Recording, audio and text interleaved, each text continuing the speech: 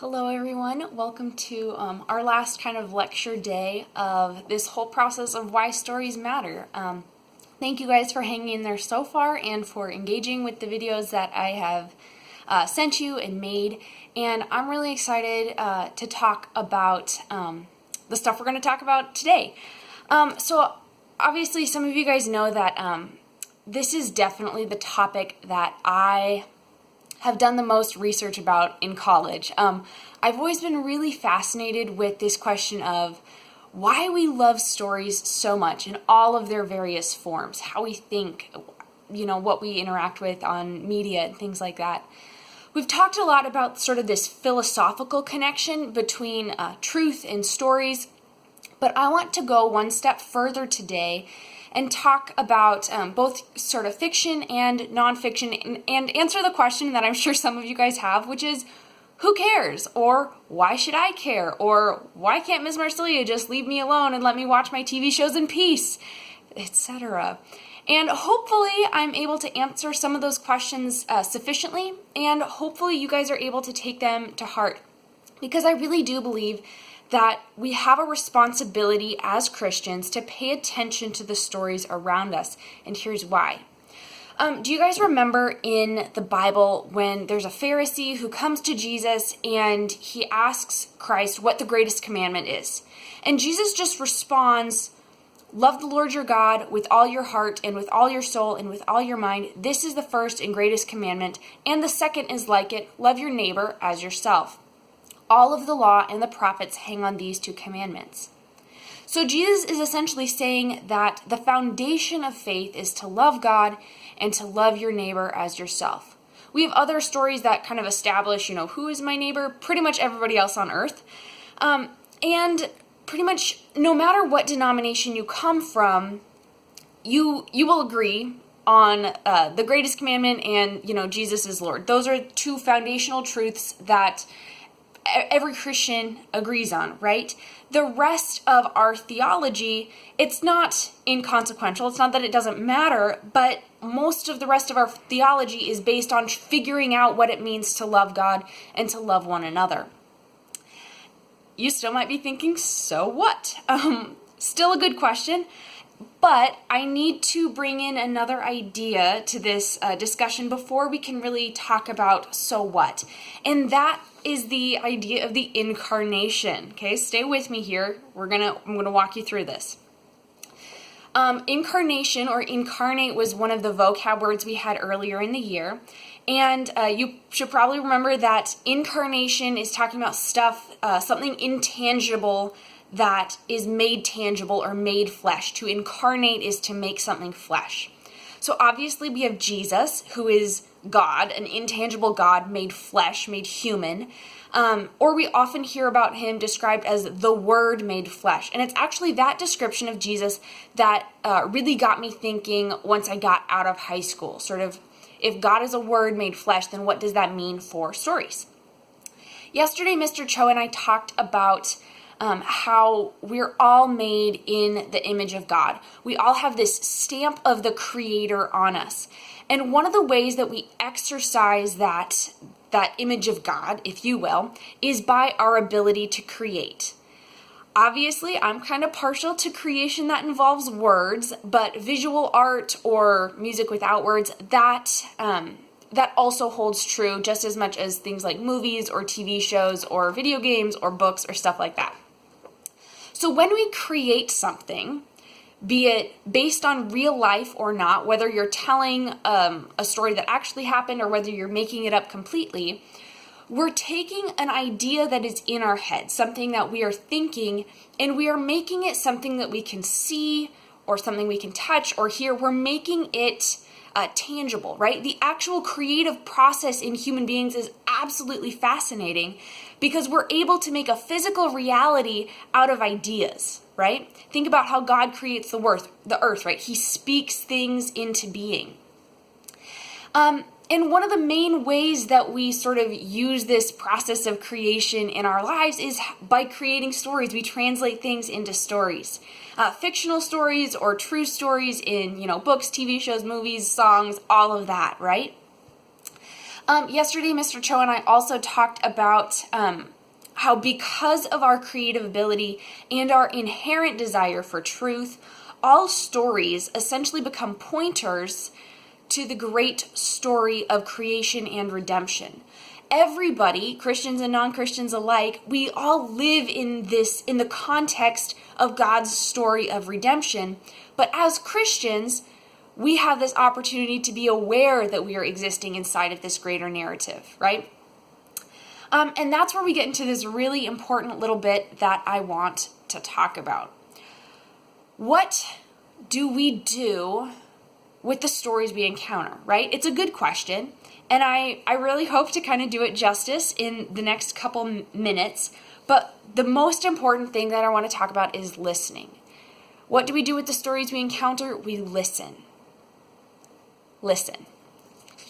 So especially in our society today, we often feel a lot of kind of pressure to always be analyzing and judging and forming our opinions about everything. There's this idea of you have to be not just listening, but sort of active listening. And the way that we often translate that is at every moment you have to be forming your opinion, forming your judgment of whatever's going on, which I want to challenge that just a little bit. Because the truth is that our perceptions of the world are limited, and listening is a really important part of how we can broaden our minds, right? But there's more than that, right? So here's maybe an illustration to get us into here. So I am white, I am a Christian, I'm a woman, I live in Washington, and the year is 2020, okay? I cannot understand all of the experiences of, say, people of color. I cannot understand all of the experiences of people from other cultures, genders, religions, or economic backgrounds, right? That's not in my experience, so I cannot assume that I understand them. And yet, if we truly take God's commandment to love our neighbors as ourselves seriously, to really genuinely seek out and love the people He has created, the people who bear His image, whether they realize it or not, if we truly take that seriously, then we must become better listeners to other stories.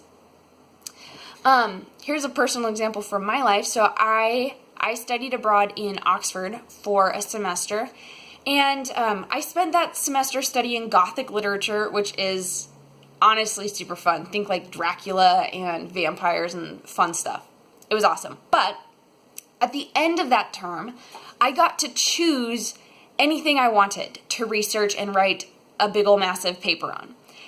And I chose a novel by a Black woman. I chose the novel for a multitude of reasons. It's a very influential novel in literature and in history and things like that. So that's kind of why I chose it. But as I started reading it, I very quickly realized that I had to set aside a lot of presuppositions that I had about how to behave rightly in the world, or what it means to be sort of the proper human being. Because the situations that the main character faced were nothing like anything that I had ever experienced. I had nothing in my life compared to half of what she went through. And it was based on a totally true story. So it's not even like, the author just totally made this story up. So at the end of the book, I really just had to sit and come to grips with the fact that while, I might not agree with everything that the character did or how she handled the situations she was faced with, but I had to face the fact that she was fundamentally able to understand something about the intensity of real love that I would never fully understand, especially if I had never encountered that story. The book also, it wasn't even explicitly about love, right? It wasn't about God. It wasn't about loving others. It wasn't about faith, really. There was some stuff about faith, but it wasn't like religious, if you know what I mean. And yet it taught me so much, because instead of coming at it and trying to analyze it from the get-go, I waited. I said, this is not my area. I don't know, and I'm going to have to let this book shape me. And that brings me to another thing about how we listen, right? It's not just that, we sit there and, we don't say anything. When we encounter a story, especially if it's written by someone who is, different than us, and everybody's different than us, so, really every story, we have to come at it with at least some sense of humility that says, I don't know everything, right? That says, the experiences of this person are different than my experiences. Maybe they have found out a truth or they understand something about the world, regardless of whether they're Christian or non-Christian, that can teach me about loving God or loving my neighbor. And that's the beautiful thing that stories can do, right? So whether an author is religious or not, some aspect of their understanding of the world and of people, it will slip into the cracks of their story, whether it's a TV show, a book, a song. And that can show you something very real about another human being. So by learning to interact well with stories, we learn to seek the stamp of God in every human being. Through drawing closer to others, through humbly listening to the stories of others, we are slowly learning to better love God as we learn more about Him through those He has created. Another way to think about this is by reading literature with respect and love with the intention of listening, we're training ourselves to understand in love before we cast judgment upon others. And this is a super important thing. We learn to challenge our blind spots, if you will, to take it back to Kill a Mockingbird, right? Through reading, we are encountering the experiences of others, whether it be sort of the pain of an old man who refuses to give up even when there's no hope of him winning the fight that he's in, or we can experience the joy of a blind and deaf girl who is experiencing language for the first time. We can experience, in some sense, or we can hope to slightly better understand the pain of being dehumanized to the point of death, or the pain caused by racism and pointless hatred that sometimes even has the support of a church if we don't stop and examine our prejudice.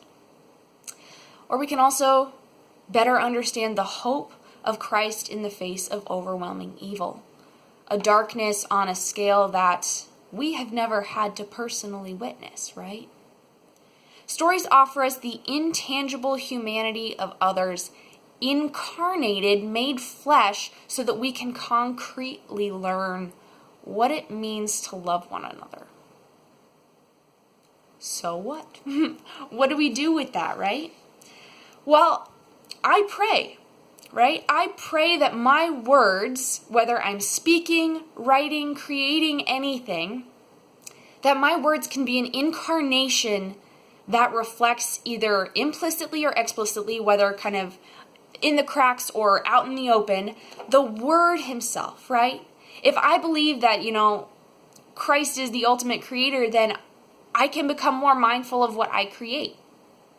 I also pray that as we experience stories in their various formats, that we can seek the truth of God's narrative, that we may learn to listen to others so that we can better learn how to love. Especially today, when there are so many things going on in our world that are so difficult for us to fully understand. There's violence, death, heartache, intense pain everywhere in the world, both home and abroad.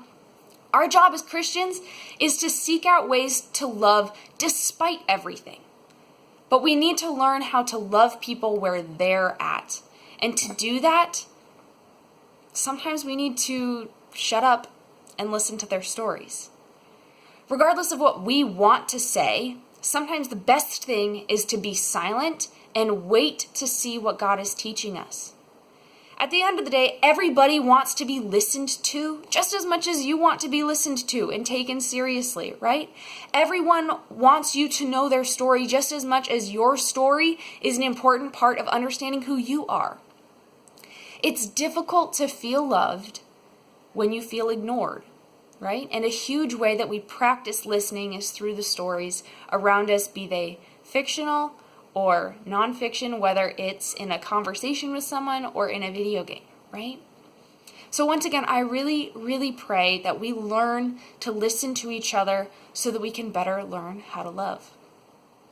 If any of this is confusing to you, I know that we've covered kind of a lot of really big ideas, but I hope today I was able to make it just a little bit more concrete for you. But if any of this is confusing to you, please do not hesitate to reach out and ask me a question in the comments or in an email.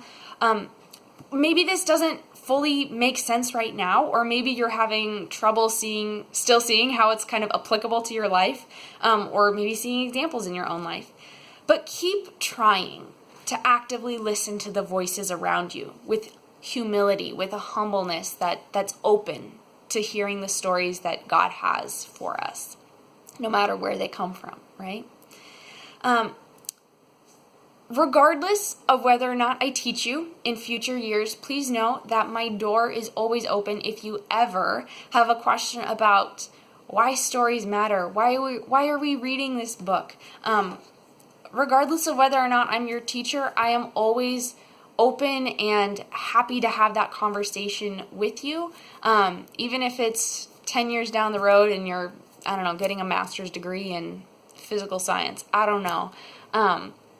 But just know that I am telling you all of this because I really, really care about you guys. And I think that as Christians, not only do we have this opportunity to have this perspective on stories and to sort of recognize those connections that there are when we can, actively live out a reflection of God, right? Because that's one of the things that we're called to do. Not only do we have this opportunity, but we also have a responsibility to do it as well as we can through listening humbly to the stories around us, okay? So on that note, I hope you guys have a great rest of your day. Bye.